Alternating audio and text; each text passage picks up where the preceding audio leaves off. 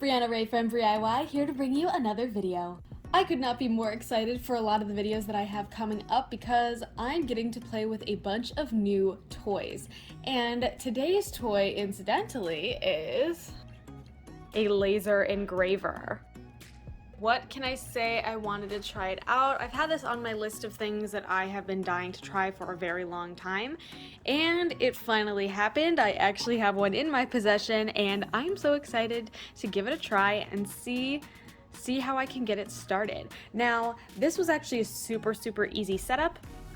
I received this from Amazon, and basically this piece came attached, and then I had these 4 separate legs and these 4 separate legs, and that was all I had to attach. The entire assembly process for this only took me about 15-20 minutes, and that was only because I put these two on backwards because I wasn't paying attention. So if you're paying attention to the actual directions, hopefully yours can come together a little bit faster. I'm also still not 100% certain how to operate this machine. Unfortunately, the big issue I had with this baby right here is it didn't really come with any directions, so I've done a little bit of research on my own to try and figure out the right way to use this machine so that I don't burn any holes into my carpet or my floor or my house. I don't know, I just don't want any holes anywhere where they don't belong. So I've got some interesting wood selections here. I have a selection of plywood that I got off of Amazon. This is just the least flattering shape I could find in there. I do believe that this is 5 millimeters thick, if I remember correctly from the listing. And I also have an extra piece of wood off of an Amazon storage container that I was supposed to use for my bathroom. This is about like a ½ inch thick, and it's white, and you know, I just figured I might try to use it. Probably gonna use this just to make sure I don't burn any holes in anything significant, so I'm actually kind of gonna slip it under here just as a safety precaution. So what I'm gonna do now is I'm gonna head over to my computer and I'm gonna show you the program that I'm using to do all of this engraving. First things first, we're gonna want to make sure that everything is plugged in. Time to pop on this power button. Ooh, nice green glow. Things are whirring. And of course our classic something is just connected to my laptop sound. Alright, so let's get started on the computer here. So the first thing I did was went online and downloaded LASER ENGRAVER. This is going to be the program that we are going to use to do just about everything. So just gonna let it load up here for me. Got our little logo going on over here. And this is what the program looks like when you open it up. So first things first, you're going to have to go up to Tools and hit Install the driver. This is obviously what you'll have to do to make sure that this program will work on your computer. After that, I went to the device manager to double check that everything was kind of hooked up and functioning properly. This is also where you're going to find out which COM your device is a part of. So you'll go down to obviously type in your device manager, and it's going to be down here for ports because it's in the USB. Out here you can see that same program, USB serial CH340. That's what we just installed, and it says here COM3. So that is how I know when I come over here and hit this drop down bar that I should be on COM3. Now I'm going to click this button here to connect my machine. And there she is, all locked in and ready to go. From here, we can actually see that I'm able to operate the laser. So these buttons down here will kind of let me go, you know, side, diagonal, up, and this will indicate about how many steps it is going to take in that direction. I'm going to show you that right now. Alright, so right here you can see I'm going to click this down button. Can you hear that? I'm actually going to kind of bump this step up to about let's go to 100, I don't care. And I'm going to press the down button so you can see what happens here.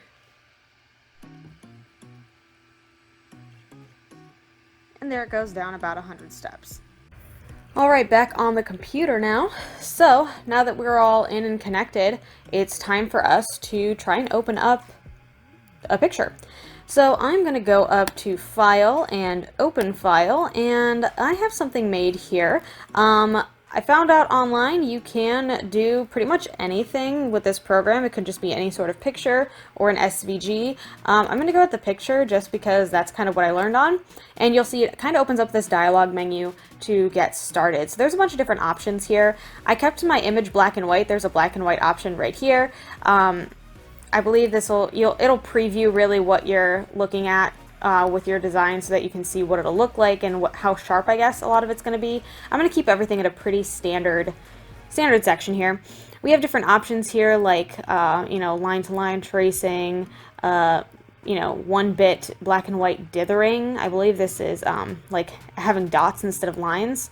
Vectorizing, which will go around the outside, center lining, which will try to find the center of all of the lines, and something called pass-through, which you can see here leaves the image intact without any processing.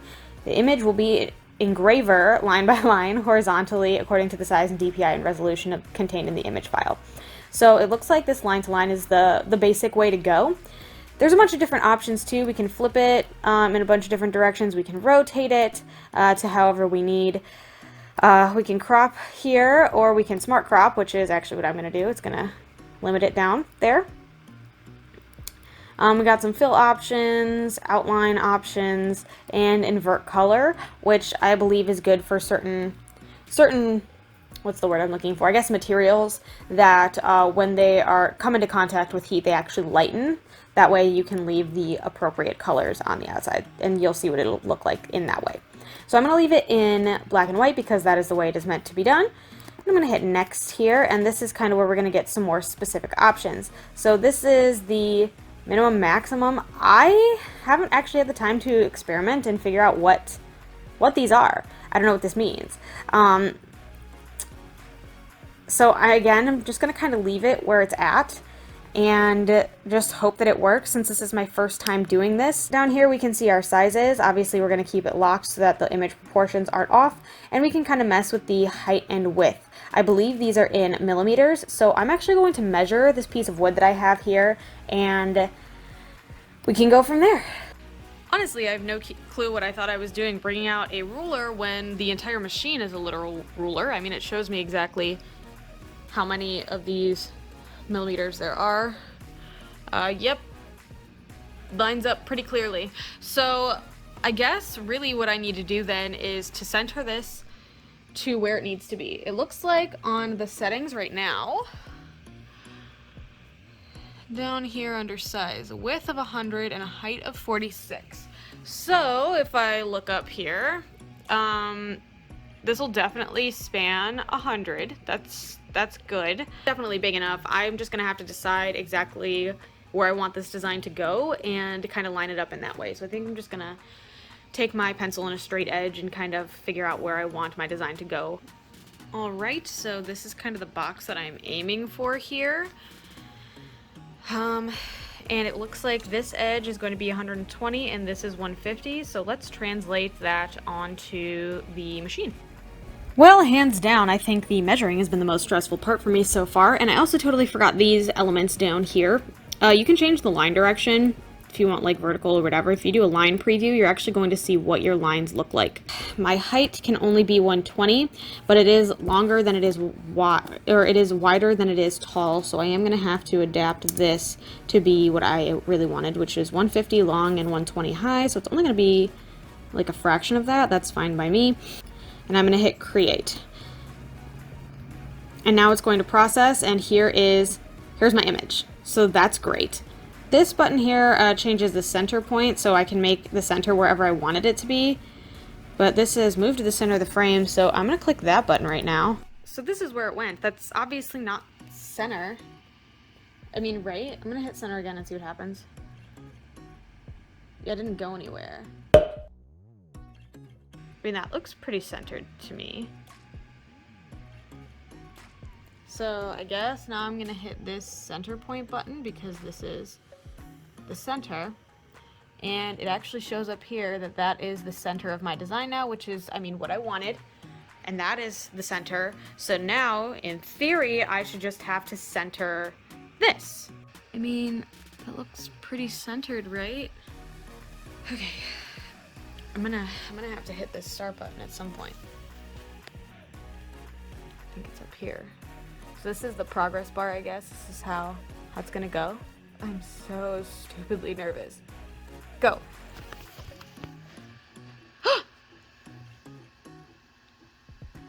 What's like smoking? Is that bad, do you think? What do you think? Do I look cool with these on? Everything looks green to me, so. You can also see over here, it is showing you about where the head is. So we're clearly in the Y right now. And when we come over here, I mean, if you can tell, it is in fact in the Y. I'm so interested in the fact that in the way that this looks, the way that the smoke is kind of showing up under the lights, this is so weird to look at on camera. Now you can kind of see it like going back and forth between where I believe it's starting the R and a little bit of the B. So you can see it's going completely all the way across every horizontal line that it makes. And I'm also interested in the fact that nothing's showing up yet here, which probably means that the minimum power that I have set is wrong.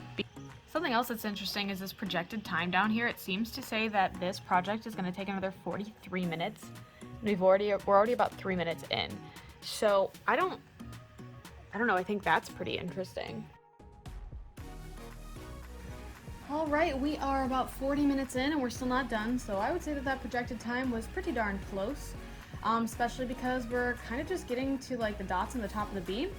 I was very interested to see if I could I have like an extra red lens here, and I want to see if that kind of impacts the way that this recording went. Not that it's going to help much now, but I'm sure you can imagine I have a lot to say about what this looks like right now. So yeah, let's just see what happens when I do that. Oh, that looks way better. What have I been doing? All right, it's done. It doesn't look done because it skipped so much, but I mean, it's done. Ooh, ah. I'm also just dying to see what it looks like underneath and see if it burnt all the way through. I doubt it did, but okay, pretty clear. Didn't go all the way through to the back. That's great. That's good news for me. I'm like afraid to touch it because I'm afraid it's hot, but I'm a little. Nothing crazy though. So what the heck? I mean, what? I don't know what I'm supposed to do. I love the texture. I think that's great. Obviously, this is a little too hot. I just don't know how to change those settings because there were no directions provided with this tool. Is this cool? Yeah, big time. This is super cool. Did I do a relatively good job of centering it? Also, yes. Very impressed with myself on that one. Will it take forever for me to fill in this kind of hole here? No, probably not. Is it going to be as clean as these are? Absolutely not. I just don't know why it may have skipped some and not others. That's super weird to me. If you're looking for an entry-level laser, make sure you check out the reviews and get one that has directions, because this is way too complex of a thing to be doing without any information. And I don't know if maybe this would have been even burned a little bit less aggressively if I would have had a less thick piece of wood here, but I have no idea how to even measure that. I have no idea. This seems like a lot of trial and error, especially for as expensive as this machine is. Unlike the tufting gun, which I tried, which I literally had up and running in like less than 5 minutes, all the directions were relatively there. I did kind of have to type in manually a link to a YouTube video, but it was all there. It had all the information I needed, and this didn't. And it's way more complicated and technical than the tufting gun was. So arguably there should be more directions. I think that's probably my biggest criticism, is that I still don't really know what I'm doing. And to be fair, I think a lot of the times I don't really know what I'm doing, but I think that it's kind of a big part of the creators of these tools to help people be successful, because I don't feel super inspired to do this again because I'm afraid that I'm going to have to fill in the blanks with my heat gun again, or, you know, how do I even fix this? I don't even know if I can like select certain parts of my design to go in here. I have no idea. So I'm a little iffy on it, but overall it's super cool. I'm willing to try it again. I'm a little sad that it didn't work out perfectly the first time, but I guess how would it? Well, I think that is all I had to say. Thank you guys so much for watching. If you like what you saw, feel free to like and subscribe. I put out new videos every Sunday at noon Eastern Standard Time, and I would love for you to be here for the next one. Thanks again so much, and I hope to see you then. Bye!